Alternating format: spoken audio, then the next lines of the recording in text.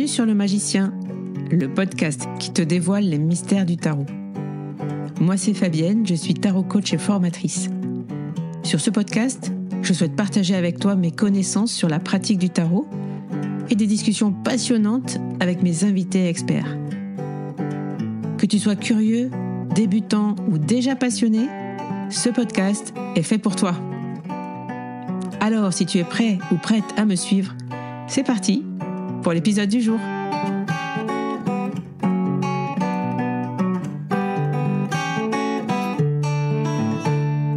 Bonjour à tous, j'espère que vous allez bien.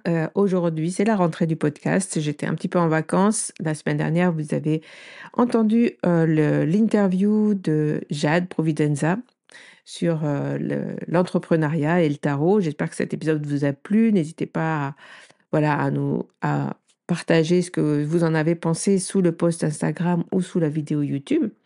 On attend vos retours. Aujourd'hui, bien c'est la reprise, c'est aussi le début de la 3e année du magicien puisqu'il a fêté ses 2 ans. Déjà 2 ans d'épisodes sur le podcast. J'espère que ça vous plaît toujours autant. N'hésitez pas encore une fois à me faire vos retours sur le podcast. Et puis, avec ce nouvel épisode, avec cette nouvelle mouture, disons, je vous en ai parlé dans l'épisode bilan, j'avais envie de reprendre un peu une nouvelle structure. Moi aussi, pour moi, changer un petit peu mon état d'esprit par rapport au podcast, pouvoir me renouveler. Ça parlera toujours tarot, bien sûr, hein. Mais voilà, il y avait une espèce de routine qui s'était mise en place. J'ai envie de changer un petit peu cette routine, pas totalement non plus, mais pour que, pour que vous ayez aussi, envie d'écouter ces épisodes et de suivre encore, le podcast après, ces 2 ans. En tout cas, je vous remercie encore une fois, hein, pour votre présence, toujours plus nombreuse, à écouter, le podcast. Alors dans ces nouveaux épisodes, enfin dans cette nouvelle structure, ce que j'ai envie de partager avec vous, c'est, plus de pratique et pour cela, je vais, garder les 4 épisodes le vendredi matin avec, plus de tips sur le tarot, plus de pratiques, j'ai envie aussi de vous faire des présentations de jeux, à l'audio, voyons si ça fonctionne. Et puis garder les interviews, pour le lundi et la chronique d'Emmanuel Iger aussi le lundi. Donc il y aura 4 épisodes du vendredi, qui seront, des épisodes enregistrés par moi-même. Puis, le lundi, une fois par mois, la chronique d'Emmanuel Iger. La prochaine d'ailleurs, c'est lundi prochain, ne la manquez pas. Et l'autre, lundi, puisqu'il y avait 2 interviews par mois, là je ne passe qu'à une seule interview par mois avec des interviews sur un thème particulier pour donner un petit peu plus de peps à ces interviews, pour aller chercher des sujets, peut-être ouvrir justement à des personnes même extérieures du monde du tarot, pourquoi pas, qui avec un œil extérieur en fait sur le tarot, à ouvrir à d'autres pratiques. Voilà, j'ai vraiment envie d'aller chercher, plus loin, vraiment de discuter avec mes invités, de sujets, bien particuliers. J'ai une idée pour, les prochains invités et ça va être chouette. J'espère que vous avez apprécié d'ailleurs l'épisode, avec, Jade Providenza sur, justement la place, d'entrepreneur. Et je trouvais que c'était un chouette épisode. En tout cas, j'ai beaucoup aimé ce partage. Donc voilà, donc pour, les 4 épisodes du vendredi, on va parler tarot, pratique, tips.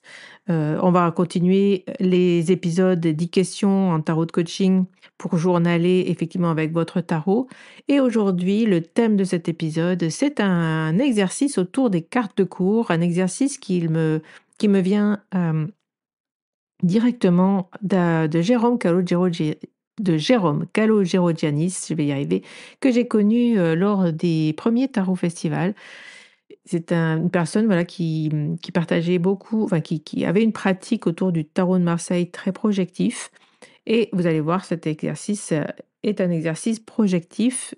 Que veut dire projectif? Veut dire qu'on va regarder les cartes, on va prendre le temps d'entrer en lien avec, le visuel, avec ce que l'on ressent quand on voit la carte. Elles vont venir justement nous indiquer des choses et sans forcément aller chercher l'interprétation de la carte, sans faire une interprétation classique. Donc ce travail projectif, il est intéressant, non seulement, pour travailler sur soi, travailler au niveau psychologique, au niveau développement personnel, pour travailler sur un thème, sur quelque chose que l'on a envie, d'aller chercher à l'intérieur de nous au niveau psychologie, pour se sentir bien, pour se sentir mieux, pour mieux se comprendre.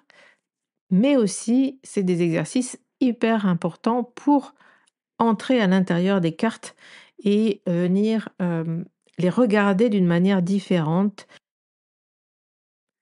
Ce qui nous permet de lâcher le mental et l'interprétation et aller chercher le sens de la carte. Avec un tarot projectif, en faisant ces exercices, vous allez juste ressentir ce qu'il y a dedans, la regarder, entrer.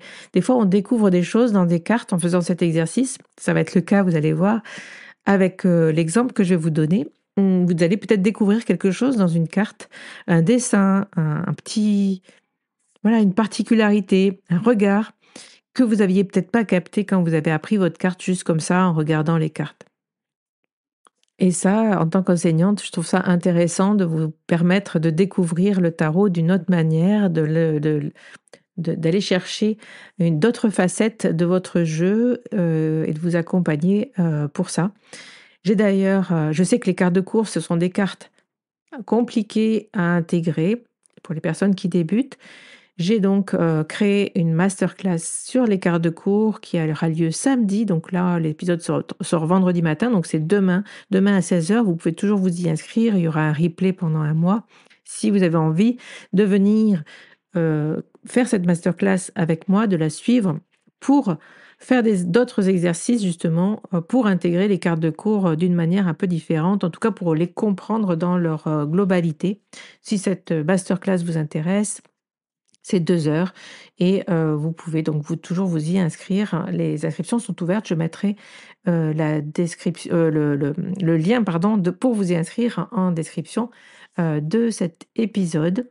Il y a aussi toujours dans les épisodes du podcast du magicien, donc sous tous les épisodes, l'inscription à la newsletter. Vous pouvez cliquer sur ce lien et vous inscrire pour recevoir chaque semaine des nouvelles, des prochaines masterclass, des prochains événements, et voilà, de tout ce qui se passe sur, Taramaga. Alors, on en vient à l'exercice, classer les cartes de cours. Qu'est-ce que ça veut dire? Eh bien, vous allez sortir de votre jeu. Prenez un jeu type Marseille, prenez un jeu type Rider-Waite-Smith, ça marche aussi. Au départ, c'est un exercice fait pour le tarot de Marseille, mais ça marche avec le Rider-Waite-Smith puisque je l'ai essayé plein de fois. Sortez donc vos séries de cartes de cours, donc valet, cavalier, reine, roi, dé, denier, coupe, épée, bâton. Et puis vous sortez aussi les 4 as de votre côté. La première chose à faire, c'est de mettre face à vous, je vais le faire en même temps que vous, face à vous, mettez les 4 as. Et puis vous allez réfléchir à une attitude, à une émotion, à un comportement, quelque chose que vous aimeriez interroger en ce moment dans votre vie. Donc moi, pour l'exemple de cet épisode, j'ai choisi la joie et la joie de vivre. Pourquoi? Eh bien, parce que je me dis: «Tiens, en ce moment, je rentre de vacances, c'est vraiment ces vacances m'ont mis en joie. J'aimerais faire perdurer cette énergie de joie, de volonté, de joie de vivre finalement, qui est aussi très créative, qui quand on est dans la joie de vivre, on est aussi dans quelque chose de très créatif, enfin, à mon sens.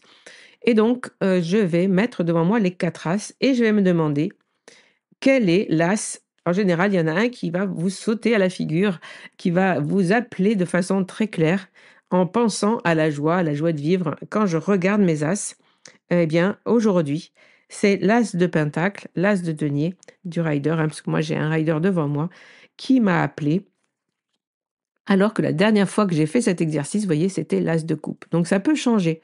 C'est pas forcément vous refaites l'exercice quelques temps plus tard sur la même, émotion ou la même énergie, la même attitude, eh bien vous allez voir des fois c'est des as qui vont un as, différent qui va vous appeler. Donc moi aujourd'hui, c'est pas l'as de coupe, c'est l'as de denier. Pourquoi? J'y ai vu, l'aura autour de la main. J'y ai vu aussi le jardin qu'il y a, sous l'as de denier, sous l'as de pentacle, hein, du Rider-Waite-Smith encore une fois. Il y a un petit jardin avec un chemin qui mène vers la montagne. Peut-être que ça me rappelle justement, heu, le concret, qu'on est sur terre pour voyager, pour se balader, pour découvrir des paysages, pour découvrir de nouvelles sensations. Pour moi, vraiment, ça me rappelle mon voyage justement, et ça me rappelle que la joie, ma joie de vivre, elle peut être, vraiment connectée à cette nature. Voilà, il y avait cette nature dans cette carte qui m'a appelée. Ça me fait, vous voyez, déjà réfléchir là-dessus. C'est déjà une première piste de réflexion. Pourquoi la joie de vivre la joie en tout cas, a été représentée aujourd'hui par cet as de pentacle. Ben, je viens de vous l'expliquer. Et ça vous permet de comprendre que, ben, ma joie, elle est aussi liée justement au fait d'être, dans la nature, au fait de me balader, de voyager, heu, de voir des arbres, de voir, de il y a ces fruits aussi dans cette haie-là. Il y a vraiment cette idée de récolte aussi, d'être connecté à la nature. Et ensuite, bah, je vais prendre mes 4 cartes de cour en relation avec les deniers. Donc je vais prendre le valet, le cavalier, la reine et le roi de denier. Je vais les mettre devant moi et je vais me poser la question: quel est le plus joyeux et quel est le moins joyeux, à mon sens, aujourd'hui, en lien avec cet as? Et je vais les classer. C'est pour ça que cet exercice s'appelle classer les honneurs. Donc, eh bien, je vais me dire quel est selon moi, celui qui est le plus en lien avec cette joie de vivre. Et quel est celui qui est le moins, en lien avec cette attitude? Et je vais donc les classer. Alors je les ai classés et donc je vais vous rendre, le résultat. Pour moi aujourd'hui, c'est le valet de pentacle, qui est le plus, joyeux. Ensuite, je vais y mettre la reine de denier. Ensuite, il va y avoir le roi de denier et le dernier, ce sera le cavalier. J'avoue que j'ai hésité entre la reine et le roi au milieu, de mettre le roi avant la reine. Je vais vous expliquer pourquoi. Hem et ensuite, une fois qu'on a fait ce classement, donc qui déjà nous demande de réfléchir à regarder nos cartes, voir quelles attitudes elles ont, comment cette attitude nous connecte ici à la joie, mais ça peut être vraiment sur n'importe quel autre, mot. Vous pouvez les travailler de ces cartes et faire cet exercice autant de fois que vous voulez, sur autant de mots et d'attitudes que vous le souhaitez. Alors si je me pose la question: pourquoi le valet? Le valet, eh bien, il tient son denier, il sourit. Le valet de pentacle dans le Rider-Waite, a un sourire, donc il semble plutôt joyeux et c'est vraiment, il regarde, fixement ce denier et ça le met en joie. C'est aussi dans ce paysage, toujours pareil il est posé sur une prairie, il y a des arbres, il y a encore la montagne et il est vraiment en train de se dire: «Qu'est-ce que je vais faire de ce denier?» C'est vraiment pour moi l'esprit créatif qui se met, qui transparaît dans, ce valet. Il y a aussi l'idée que, oui, que tout est qu'il peut se dire: «Tout est possible. J'ai ça, qu'est-ce que j'en fais?» Il y a vraiment quelque chose de très ouvert et de très joyeux dans ce valet. La deuxième donc j'ai mis la reine. La reine, pourquoi j'ai hésité avec le roi? Bien parce que la reine, elle est un peu tournée vers son denier, elle est un peu penchée en avant. Je trouve pas que c'est une attitude très joyeuse, elle est un peu renfermée. Mais malgré tout, le roi, j'ai trouvé beaucoup trop chargé. Si vous avez un rider devant vous, vraiment ça semble chargé tout ce qu'il a autour de lui, il y a beaucoup trop de choses. Je trouve que c'est pas très léger, ce qu'il y a dans cette carte-là. Certes, il est aussi souriant, il a l'air aussi, très bien, sur son trône. Il y a aussi la montagne, je pense que par rapport aux 2 autres, il y a aussi rajouté dans la carte le château. Mais tout ça, ça semble très lourd. Il a cette armure au pied, hein, on voit son pied, avec une armure. Je trouve que c'est lourd. Je trouve que c'est pas très léger. Pour moi, la joie de vivre, c'est léger et donc ce roi a l'air content, il a l'air heureux. Heu, il est plus relevé, donc il s'est redressé. Il est ouvert plus vers l'extérieur que la reine, mais il me semble un petit peu moins joyeux parce qu'il a un petit peu plus de lourdeur dans ce qui l'entoure. La reine, elle semble pas très heureuse, mais il y a quelque chose de très doux dans cette carte qui incarne justement avec ces roses qui l'enveloppent, au-dessus d'elle. Il y a quelque chose de très enveloppant et de plus léger que dans l'arcane du roi et moi, il me semble qu'on est plus joyeux justement, dans la reine que dans le roi. Mais c'est vraiment le valet pour moi qui est le plus joyeux. Et bah, j'ai hésité aussi à mettre le cavalier juste après le valet parce que je me suis dit: «OK, c'est le dernier». Pourquoi je l'ai mis là finalement? Beh, aussi à cause de l'armure. Le paysage semble un peu moins riche, hein, et c'est un peu terne. Ces collines, sont pas très abondantes. Heu et alors il y a le cheval. Moi j'adore les chevaux, donc c'est vrai qu'il y a quelque chose de sympa aussi dans cette carte-là. On voit pas tellement son sourire et il est dans cette armure. Je pense que c'est l'armure qui a terminé de faire que, et le roi et le cavalier sont plutôt en dernier. Donc pour moi, qu'est-ce que ça veut dire? Si je me pose la question, pourquoi cette armure? C'est le fait d'avoir vu ce pied dans l'armure du roi te l'a fait mettre en 3e position au lieu d'en deuxième. Eh bien, c'est pour moi, ça vient chercher justement, heu, la légèreté et je pense que d'être dans une armure, d'être comme derrière un masque, d'être en protection, pour moi, c'est pas très joyeux. Donc d'être, libre, sans armure comme le valet finalement, complètement, finalement un peu comme le fou, hein, cette énergie primaire, pour moi, elle est beaucoup plus joyeuse que, d'avoir, d'obtenir, d'être, comme le roi, hein, d'être dans une certaine abondance, richesse, mais qui fait que on devient très peu malléable, et bien, pour moi, c'est pas la joie de vivre. Et puis ceux qui écouteraient cet épisode et qui sont complètement débutants, faites cet exercice et si vous ne connaissez pas les quarts de cour, ce qu'elles expriment et ce qu'elles veulent dire, eh bien, faites-le quand même et puis ensuite vous pouvez aller comparer une fois que vous avez tout noté, ce qui est venu, pourquoi vous avez en fait, l'essentiel dans cet exercice, c'est quand même de vous demander pourquoi vous avez mis telle carte à telle place, hein, et de vous interroger vraiment profondément pour, vous-même, peut-être pour comprendre des choses de votre situation.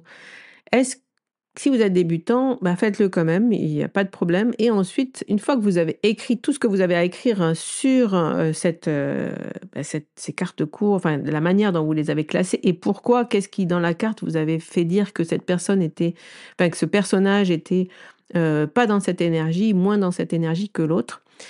Ensuite, vous pouvez aller chercher un livre et lire sur vos cartes de cours et voir, ben, qu'est-ce que vous y avez vu, vous? Comprendre que rien qu'en regardant vos cartes, en rentrant vraiment dans vos cartes, en les observant, en essayant d'être, voilà, en projection avec elles, vous captez déjà énormément de choses. Il faut prendre le temps de regarder son jeu, de l'observer, de voir les cartes, et c'est comme ça que vous arriverez à les intégrer, à vraiment, rentrer dans vos cartes. Vous voyez là, moi, j'ai par exemple, capter cette histoire d'armure et capter aussi cette histoire de château qu'il y a dans le Roi de Pentacle que j'avais pas forcément vu dans les autres, dans mes autres interprétations du Roi de Denier, par exemple. Là, ce château m'a sauté, aux yeux parce que j'ai vraiment regardé toute la ma série, regardé ce qu'il y avait de différent, pourquoi je l'avais mis plus joyeux au départ parce qu'il était plus ouvert et puis après j'ai réfléchi, je l'ai mis après la dame, après la reine parce qu'il y avait, de la lourdeur dans cette carte et notamment ce château. Moi, je me suis toujours dit: «J'ai pas envie d'habiter dans un château parce qu'il y a tellement de fenêtres et il faut faire tellement des carreaux, bah, qu'on perd son temps, en fait, à entretenir une maison comme ça et notamment à faire les carreaux puisque je ne fais jamais les carreaux, mais je me dis: «Bon, bah». Vous voyez? Enfin, voilà, c'est des réflexions que je me fais à moi-même, hein. Ça n'a pas de sens, mais voilà, ce château, en tout cas, il m'a capté là et du coup, ça me l'a fait passer après la reine, finalement. Et bien, voilà, je vais vous laisser avec cet épisode, je vais vous laisser avec cet exercice expérimenté. Dites-moi dans les commentaires sur YouTube ou dans les commentaires sur Instagram, si vous avez fait cet exercice, ce que vous en avez pensé. Pardon. Dites-moi aussi, ben, quel mot vous avez, si vous l'avez fait, je suis curieuse de savoir, hein, quel mot vous avez été, chercher, quelle attitude, comment vous avez questionné vos cartes de cours et comment vous avez classé, vos cartes. Ça m'intéresse, n'hésitez pas à faire, vos retours, j'y répondrai. Voilà, on se retrouve la semaine prochaine avec les 10 questions de l'arcane du chariot, un arcane que j'adore Et puis ensuite, n'hésitez pas à laisser un commentaire, à laisser une note, un pouce, un like, ça fait toujours plaisir. Lundi, vous retrouvez la chronique d'Emmanuel Iger. Et puis ensuite, ça sera le challenge du Tarot Bootcamp avec un épisode par jour. Vraiment un mois de novembre hyper riche. Je suis ravie de reprendre le micro et de vous retrouver sur le podcast. Je vous souhaite un joyeux week-end, plein de joie de vivre finalement, avec le valet, la reine, le roi ou le cavalier. Et puis on se retrouve très très vite. Je vous embrasse, portez-vous bien. Bye bye. Un grand merci d'avoir écouté cet épisode. Si tu veux soutenir le magicien, n'hésite pas à laisser un commentaire sur ta plateforme préférée. Parle-en autour de toi pour nous aider à faire grandir la communauté. Et pour toujours plus de contenu inspirant autour du tarot, je te dis à la semaine prochaine dans un nouvel épisode.